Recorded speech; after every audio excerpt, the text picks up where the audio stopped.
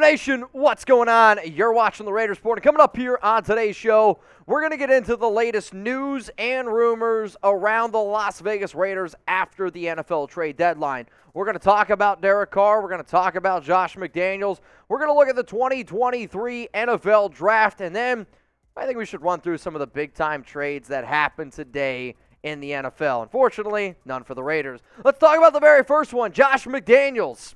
He's not getting fired. This one is for just win babies. Believe it, baby. I get it. I have said, fire Josh McDaniels. I'm allowed to be upset. I'm allowed to have an opinion, but you got to be able to face the facts here. McDaniels isn't going anywhere. Mark Davis this week said, McDaniels is our head coach and will be for years to come. And if you've watched the show for a long time, despite my displeasure for McDaniels, I have always said that you're going to get 3 years. 1 this year and 2 more. When you look at a lot of the Raiders' new contracts, a lot of the extensions that they gave out, when you look at the numbers and the way that they have breaks in them, it shows that it's a 3-year window. The Davante Adams contract is the perfect one. It's a 5-year, $140 million deal. However, the first 3 years, he's making $22.5 million, and then there's a cutoff. The Raiders can then get out of that deal and save $72 million, or you can pay Davante $40 million for his final 2 years. That deal alone should show you that it is a 3-year window. So we knew this was the plan, but that doesn't mean that I'm not allowed to go on Instagram, sit here up on the Raiders Report, or go on Twitter and say that I don't want McDaniels as our head coach. I never wanted him to begin with. If you've watched the show, if you've followed me for at any point in time, I have not been afraid to say that I believe Josh McDaniels is a spineless man who will never lead the Raiders to where they want to go. I hope I'm wrong in saying that. And if I am wrong, that means good things for the Raiders. I will take Raiders W's over my L's every single day of the week.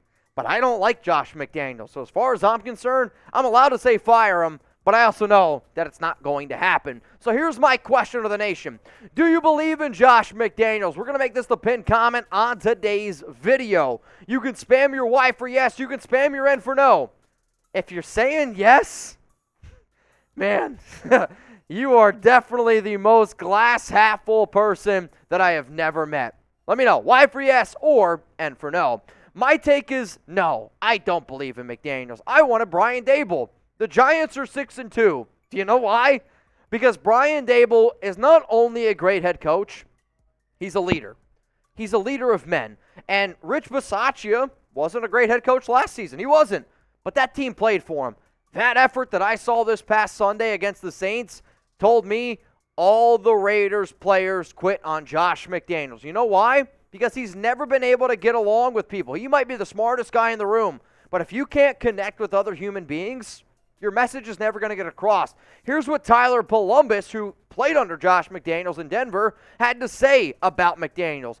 Every single day began with a 10-minute bad football reel from the day before where he would dog cuss you and your coach for any bad play from the practice 24 hours ago. He set the tone for a real positive day in front of the entire team. After the season, I had an exit interview with my coach. That's McDaniels. He spent 10 minutes telling me everything I sucked at, but then looked so depressed and miserable that when he was done, I didn't care what he said about my play. I was concerned for him. Remember in my show a few days ago when I said, literally, when I look at Josh McDaniels on the sideline, he looks like a sad puppy. He looks like someone who just had he was a little kid who had their toy stolen from him. That's the face Chuck gives me when I take away a treat, when I take away his bone.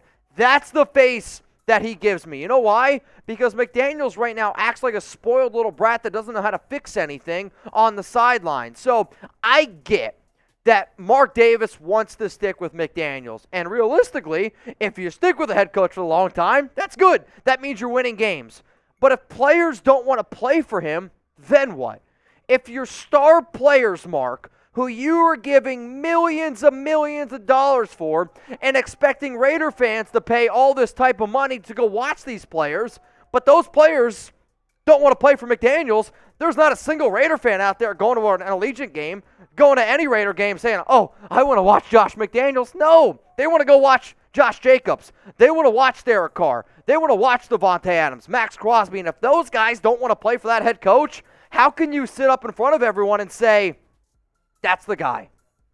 That's a shame to you. The only way that you can get across for me that there's any chance Josh McDaniels, maybe he's a Lord. But guess what? Josh McDaniels ain't no Lord. In fact, I'm a Lord, and it's official. Hell, I could put this on a driver's license right now if I wanted to. Lord Mitchell Renz. If you don't believe me, it's a real thing, and y'all can become lords or ladies too by going to establishedtitles.com/chat. I'll tell you what, y'all, I've had a lot of sponsorships. This one might be the wildest, so buckle up. Established Titles is a fun and novel way to preserve the natural woodlands of Scotland while helping global restoration efforts. It is a project based on historic Scottish custom where landowners are referred to as lairds or lords and ladies in English. Title packs give you at least 1 square foot of dedicated land with a unique plot number on a private estate in Edelston, Scotland, and an official certificate with a crest. They're then going to plant a tree with every order, work with global charities on tree planting and trees for the future to support global restoration efforts. You can officially include the title Lord or Lady on your credit card, plane ticket, dating profiles, whatever you want. It makes a great last-minute gift, and the first 200 people that purchase a title using my link that y'all can see down there below right now at the link down there below, you guys can also get the hookup here at establishedtitles.com/chat. I'm trying to build a Raider Nation. I am trying to build a nation together. I already got my plot of land, so if y'all want to come with me here, giggity, you can join me. It's a wild thing. There's no doubt about it. But if you ever sat up there and like when I asked my dad, what do you want for Christmas? Mom, what do you want for Christmas? If you got a difficult friend to buy something for, this is a hell of a gift where you're like, yo, you can go as a Lord and Lady. I'm telling you right now, if I was single again, I would put Lord Mitchell Renz on my dating profile. You know why? It's an easy conversation starter. It's a fun little gift, but it's also for a great cause. Major shout out to our brand new sponsor, Established Titles. Get started with them today. That link's going to be available for you all in the description and in the comment section, establishedtitles.com/chat. Let's go to the next rumor here on the Raiders Report. If the struggles continue, is Derek Carr out? And I mean out in 2023. It's 4 just win, babies. Believe it, baby. If Derek continues to play as bad as what he's played this season, there is not a situation where I can sit up here and tell you that he deserves to come back. Now, maybe Derek decides to say, hey, I want to come back for a cheaper contract. That's a different conversation. But at the type of money that he wants to be paid, no, you can't do that. McDaniels was stuck with Derek Carr. Derek's not his quarterback. Didn't draft him. Didn't come. He didn't handpick him. Derek Carr was put on McDaniels' lap. Mark Davis, as we just showed you, committed. Okay? Committed to Daniels long term. There's a reason why Carr doesn't have guarantees in his contract after this year. When I show you these numbers here, okay, this is essentially what DC is going to make, or the money that you would save if he's cut. The Raiders would save $29.25 million in 2023, 40.13, 41.3. The number that you see in parentheses is if you cut Derek Carr in 2023, that's how much money you save. If you cut him in 2024, that's how much money you save. Cut him in 2025, there you go, so on and so forth. So the reason why Derek doesn't have all those guarantees is because they weren't sold on DC. This was a tryout. This season for Derek Carr was a tryout, and if you fail that tryout, what makes you think that they're going to bring you back next season? Now, you might be able to convince me, like, okay, Mitch, they're going to bring back Derek Carr on a cheap contract, let him play, draft a quarterback, and then so on and so forth. But you got to face it, with these numbers right here, with a 2-5 record, there is no scenario in the entire world where you have a quarterback with a losing record who's lost his entire career, who can't fit into a head coaching system, whether you like it or not. I'm not saying it's all on DC, but if he can't fit in McDaniels' system and Mark Davis is already committed to Derek Carr, why are they going to bring him back? Money talks, and it told me that they didn't give him any guaranteed money for the next 3 years. You know why? Because this season is a tryout. If you love the Raiders and you want free videos every single day, then hey, hit that subscribe button. We keep you covered here. And honestly, if breaking news happens, like another trade just went down here for the NFL trade deadline, the Chiefs, they just traded for Falcons cornerback Rashad Fenton minutes after the NFL trade deadline. You probably didn't know that unless you were subscribed to the show. Now, we do a lot of news. Oh, they traded away Rashad Fenton. That's on me. They traded away Rashad Fenton to the Falcons. I know this, though. I cover this team with my whole heart. I give up off days. I give up holidays. You know where I'm going to be for Christmas? Here. Christmas Eve? Here. You know why? Because I love y'all very, very much. Now, when you look at some of these quarterback ranks here for Carr this season, he's 24th in the NFL in completion percentage, 19th in yards, 17th in touchdowns. He's been sacked the 15th most. And then he got a quarterback rating number 18.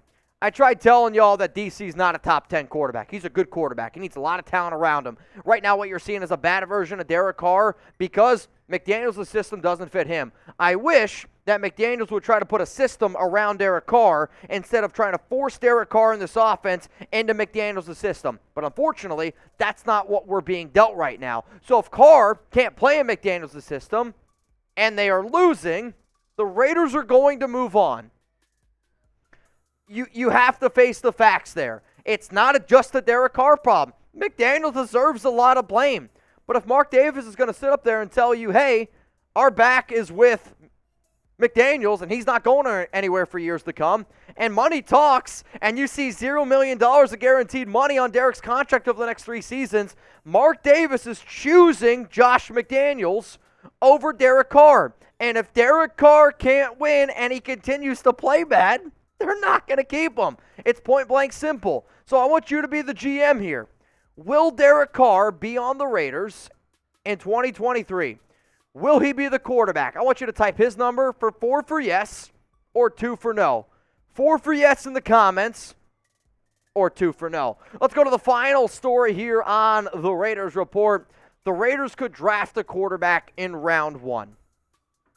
I'm going to toss up a coin right now, and it's going to land on 2 just win babies. People are talking. I actually do not know if the Raiders should draft a quarterback. You're at the number 6 overall pick right now, so you're kind of in this area where I don't see how the hell you're going to get the C.J. Stroud. I don't see how the hell you're going to get the Bryce Young. Maybe one of those guys slide a little bit. To me, those are the only 2 players worth drafting in the top 6. I'll be point blank honest with you all. Those are the only 2 quarterbacks that I would draft in the top 6. C.J. Stroud, Bryce Young. But when I look at the fact that the Raiders are number 6 team, and then the top 2023 quarterback draft prospects, I think Hendon Hooker, for what he's been able to do this season, you can make an argument he has impressed me more than any other quarterback in all of college football. He took down Alabama. Tennessee has a lot less talent than Ohio State and Alabama. The issue with Hooker is, though, he's 26 years old. He's already older than Tua Tagovailoa. He's older than Justin Herbert. And at 26, I get it. It's not old to some people. But when you draft quarterbacks, there's that learning curve. If the learning curve's already there and then you're 28 years old, it's kind of a hard selling point. Will Levis has all the arm talent in the world, but I'm not 100% sold on him. Personally, if I knew Will Levis, I'd say go back to college football. Get another year underneath your belt. Go play in the SEC again. So could they draft a quarterback? Yes. If one of these 2 guys slides, I'm going to be pounding on the table to go get a Bryce Young, to go get a C.J. Stroud. The issue is you're at number 6 right now. I don't know if it makes a lot of sense. Coming up next here on the Raiders Report, we're going to get into some NFL trade deadline coverage in terms of some of the deals that went down today. And I'm only going to go through, I believe, the deals that went down today. The first deal that went down today was the Lions. They shipped off T.J. Hawkinson to the Minnesota Vikings in a deal that just point blank, I believe that Minnesota won. The next deal that went down, we'll try to roll through these rather quickly. The Bears, they got Chase Claypool.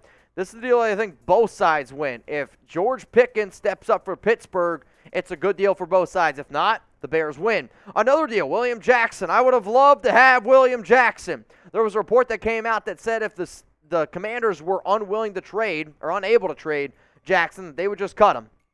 Pittsburgh said, hold my beer, we'll take William Jackson. They got it for cheap, but they are going to have to pay him a lot of money. The Dolphins, they got Bradley Chubb. This might have been the biggest trade of the day. Personally, where Chubb goes to Miami, you got a 5th-round pick in here. The Dolphins win this trade now. I also think, though, the fact that Denver got another 1st-round pick back after the whole debacle of what Russell Wilson has been, this is a good trade for both sides. Dolphins win now. Broncos win next year. Another trade. Dolphins weren't done. Jeff Wilson. Mike McDaniels, the old running back coach in San Francisco, which is why I think that this deal ended up getting done. The Jags, this is a big surprise. Calvin Ridley, the first rounder out of Alabama, who is suspended technically indefinitely. Now, he can't get back on, or he can't apply for reinstatement, I believe, until February 23rd of 2023. But for the time being, Calvin Ridley goes to the Jags for future draft picks. And the reason why it says future draft picks, it's because it can literally be like a 5th-round conditional pick all the way up to a 2nd-round pick. Like, there's just all these different barriers that come down to it. A lot of stipulations. So that's that trade. Another trade that went down here for Denver, Jacob Martin goes to the Broncos. Jets get a 2024 4th-round pick. And then one of the teams that scared me in terms of trading for Josh Jacobs was the Buffalo Bills. They, in fact, make a trade. It wasn't, though, for a running back, or it was for a running back, not Jacobs. Naheem Hine, he goes to Buffalo. Colts, they get Zach Moss and a conditional 6th-round pick. The Falcons and the Chiefs, they made a trade. Rashad Fenton, he goes to Atlanta. The Chiefs get a conditional 7th-round pick. And then another trade just went down 30 minutes after the NFL trade deadline has ended. Bills safety Dean Marlowe from the Falcons in exchange for a 2023 7th-round pick. Trade still going down. Here's the thing, y'all. If you haven't already hit that subscribe button, if you haven't turned on your notifications, please make sure you do so. We try to keep you up to date with everything going on around the silver and black. Jeremy Chuggs and I were live for almost 3 hours here at this point. Tri-Van made us do a 3-man or 2-man, 1-woman boot race. Shout out to Abby. Shout out to Jeremy Chuggs. We always try to keep you guys up to date, and we're going to continue to rock and roll. Even if the Raiders struggle, we will always, and I mean always, try to bring that excitement. I hope you really, truly know that. So, hit that sub button.